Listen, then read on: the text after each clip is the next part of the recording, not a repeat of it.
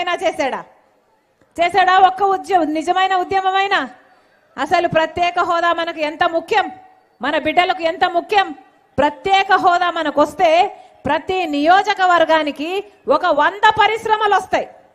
ప్రతి నియోజకవర్గంలో ఒక 100 కొత్త పరిశ్రమలు వస్తే మన బిడ్డలకు ఎన్ని ఉద్యోగాలు వస్తాయి, ఎంత అభివృద్ధి జరుగుతుంది. మన రాష్ట్రం ఎక్కడికో వెళ్ళిపోయేది. పక్కన కర్ణాటక కాదు, చెన్నై కాదు, తెలంగాణలో కాదు, ఇలాంటి ఎన్నో దాటుకుంటూ వెళ్ళిపోయేది ఆంధ్రప్రదేశ్. కానీ వచ్చిందా ప్రత్యేక హోదా? ఇప్పుడు ప్రతిపక్షంలో ఉన్న చంద్రబాబు గారు పట్టించుకోవడం లేదు, అధికారంలో ఉన్న జగన్మోహన్ రెడ్డి గారు పట్టించుకోలేదు. ఎందుకంటే బీజేపీతో వాళ్ళకు దోస్తీ ముఖ్యం కాబట్టి ఆ దోస్తీ కోసమని ప్రజల ప్రయోజనాలను తాకట్టు పెట్టేశారు చంద్రబాబు గారైనా జగన్మోహన్ రెడ్డి గారైనా. చంద్రబాబు గారికేమో మోడీతో పొత్తు, జగన్మోహన్ రెడ్డి గారు మోడీకి తొత్తు. ఇదే జరుగుతుంది మన రాష్ట్రంలో. చంద్రబాబు గారికి బహిరంగ పొత్తుంటే జగన్మోహన్ రెడ్డి గారికి మోడీతో ఒక రహస్య పొత్తు ఉంది. ఎవరికి కంటికి కనిపించదు. కానీ గత 5 సంవత్సరాలుగా అదే మోడీకి ప్రతి బిల్లులోనూ సహాయం చేశాడు జగన్మోహన్ రెడ్డి గారు. అదాని, అంబానీ ఎవరికి ఏ సహాయం కావాలంటే, ఏ బీజేపీ నాయకుడు ఏ పదవి కావాలన్నా, ఏ ప్రాజెక్టు కావాలన్నా యథేచ్ఛగా ఇచ్చుకుంటూ పోయాడు జగన్మోహన్ రెడ్డి గారు. ఎందుకు బీజేపీకి బానిసలుగా మారారు? వీళ్ళు బీజేపీకి బానిసలుగా మారడమే కాకుండా రాష్ట్ర ప్రజలను కూడా బానిసలుగా చేస్తున్నారు. ఈరోజు బీజేపీ పార్టీ అధికారంలో లేదు మన రాష్ట్రంలో. ఒక్క ఎమ్మెల్యే గెలుచుకోలేదు బీజేపీ పార్టీ, ఒక ఎంపీ గెలుచుకోలేదు బీజేపీ పార్టీ. అయినా బీజేపీ పార్టీనే మన రాష్ట్రంలో రాజ్యం ఏలుతుంది.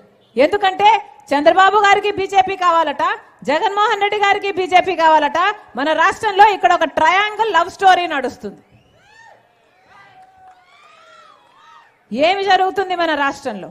ఇలా ప్రతిపక్షము, పాలక పక్షము మన ఆశల గురించి, మన బిడ్డల భవిష్యత్తు గురించి, మనకు కావాల్సిన ప్రత్యేక హోదా గురించి, మనకు కావాల్సిన రాజధాని గురించి పట్టించుకోకపోతే ఇక ప్రజలు ఏం కావాలి?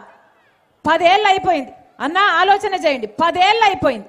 10 ఏళ్లలో ఈ ప్రతిపక్ష నాయకుడు, ఈ పాలకపక్ష నాయకుడు జగన్మోహన్ రెడ్డి గారు, చంద్రబాబు గారు కలిసి అసలు ప్రత్యేక హోదా అన్న ఊసే లేకుండా చేశారు కదా. ఎవరు మాట్లాడుతున్నారు ఇప్పుడు ప్రత్యేక హోదా గురించి? చిన్నపిల్లలైతే, స్కూల్కి పోయే వాళ్ళైతే ప్రత్యేక హోదా అంటే ఏమిటి అన్నట్టుగా చూస్తున్నారు. అసలు 10 సంవత్సరాలుగా అసలు ప్రత్యేక హోదా మాకు అవసరమే లేదు, ప్రత్యేక హోదా అంటే ఏమిటి, ప్రత్యేక హోదా ఊసే లేకుండా చేస్తున్నారు. ప్రత్యేక హోదా ఎంత ముఖ్యమైన బిడ్డలకు. ఒక్కొక్క నియోజకవర్గంలో 100 పరిశ్రమలు వస్తాయి. ఇప్పటికీ 15 లక్షల కోట్ల రూపాయలు విలువ చేస్తుంది ప్రత్యేక హోదా వస్తే. అందుకే ఈరోజు కాంగ్రెస్ పార్టీలో రాజశేఖర రెడ్డి బిడ్డ చేరింది అంటే ఎందుకు చేరింది? ఎందుకంటే ఒక్క కాంగ్రెస్ పార్టీ మాత్రమే, రాహుల్ గాంధీ గారు మాత్రమే మన రాష్ట్రానికి ప్రత్యేక హోదా ఇస్తాము, అధికారం లేకొస్తే మొదటి సంతకం ప్రత్యేక హోదా ఆంధ్రప్రదేశ్ కోసం పెడతాము, అది కూడా 5 సంవత్సరాలు కాదు 10 సంవత్సరాల ప్రత్యేక హోదా ఇస్తామని రాహుల్ గాంధీ గారు చెప్తే ఆ మాట పట్టుకొని వచ్చింది రాజశేఖర రెడ్డి బిడ్డ ఆంధ్రప్రదేశ్ రాష్ట్రానికి. మీకు మాట ఇచ్చి చెప్తున్నాం, ఒక్క కాంగ్రెస్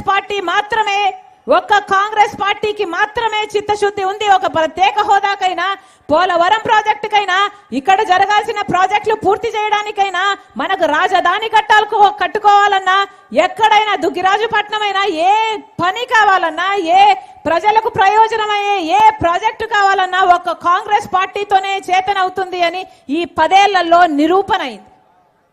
ఎందుకంటే 10 ఏళ్లగా బీజేపీ పార్టీ అధికారంలో ఉంది, మనకు ఏ ఒక్క వాగ్దానము నిలబెట్టుకోలేదు. అయినా కూడా చంద్రబాబు గారు, జగన్మోహన్ రెడ్డి గారు అదే బీజేపీ పార్టీకి బానిసలయ్యారు. మళ్ళీ చెప్తున్నాం, బీజేపీ పార్టీ అంటే ప్రపంచంలో మొత్తము భారతీయ జనతా పార్టీ ఏమో గాని మన రాష్ట్రంలో మాత్రం బీజేపీ పార్టీ ఎక్కడో లేదు, వీళ్ళల్లోనే ఉంది. బీజేపీ పార్టీ అంటే బాబు, జగన్, పవన్. బి అంటే బాబు, జే అంటే జగన్, పి అంటే పవన్. వీళ్ళ ముగ్గురులో ఎవరికి ఓటేసినా, బాబు గారికి ఓటేసినా అది బీజేపీ ఖాతాలోనే పడుతుంది, జగన్మోహన్ రెడ్డి గారికి ఓటేసినా అది బీజేపీ ఖాతాలోనే పడుతుంది, జనసేనకు ఓటేసినా అది బీజేపీ ఖాతాలోనే పడుతుంది. ఆలోచన చేసుకోండి. గత 10 సంవత్సరాలుగా బీజేపీ పార్టీ ఆంధ్ర రాష్ట్రానికి వెన్నుపోటు పొడుస్తూనే ఉంది. మళ్ళీ అలాంటి పార్టీ కావాలా, లేకపోతే ఇలాంటి ప్రతిపక్షము, ఇలాంటి పాలకపక్షము జగన్మోహన్ రెడ్డి గారు, చంద్రబాబు గారు బీజేపీకి వంతన పాడే ఇలాంటి బానిసలు కావాలా, లేకపోతే ప్రజల ప్రయోజనాల గురించి ఆలోచన చేసే కాంగ్రెస్ పార్టీ కావాలా, రాజశేఖర రెడ్డి గారి కాంగ్రెస్ పార్టీ కావాలా అని ప్రజలు ఆలోచన చేసుకోవాలి. మళ్ళీ చెప్తున్నాం నేను రాజశేఖర రెడ్డి బిడ్డను. నా గుండెలో చిత్తశుద్ధి